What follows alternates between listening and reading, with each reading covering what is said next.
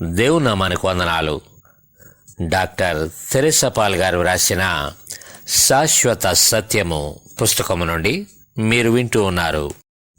యేసుని బోధలు. తీర్పు తీర్చకుడి. మత్తయి సువార్త 7వ అధ్యాయం. మీరు తీర్పు తీర్చకుడి, అప్పుడు మిమ్మును గూర్చి తీర్పు తీర్చబడదు. మీరు తీర్పు తీర్చు చొప్పుననే మిమ్మును గూర్చియు తీర్పు తీర్చబడును. మీరు కొలుచు కొలత చొప్పుననే మీకును కొలవబడును. నీ కంటిలోనున్న దూలమునెంచక నీ సహోదరుని కంటిలోనున్న నలుసును చూచుటయేలా? నీ కంటిలో దూలముండగా నీవు నీ సహోదరుని చూచి నీ కంటిలోనున్న నలుసును తీసివేయనిమ్మని చెప్పనేలా?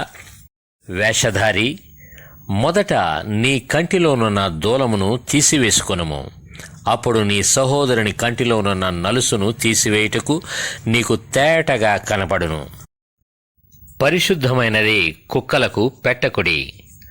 మీ ముత్యములను పందుల ఎదుట వేయకుడి.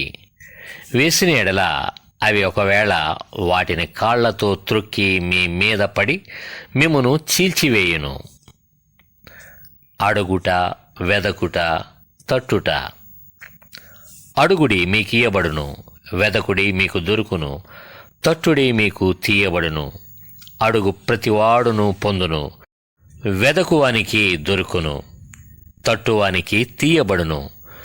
మీలో ఏ మనుష్యుడైనను తన కుమారుడు తన్ను రొట్టెను అడిగిన ఎడల వానికి రాతినిచ్చునా? చేపను అడిగిన ఎడల పామునిచ్చునా?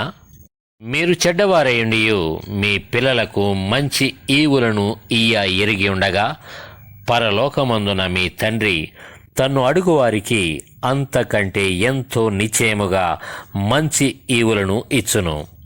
కావున మనుష్యులు మీకు ఏమి చేయవలనని మీరు కోరుదురో అలాగుననే మీరును వారికి చేయుడి. ఇది ధర్మశాస్త్రమును ప్రవక్తల ఉపదేశమునై ఉన్నది.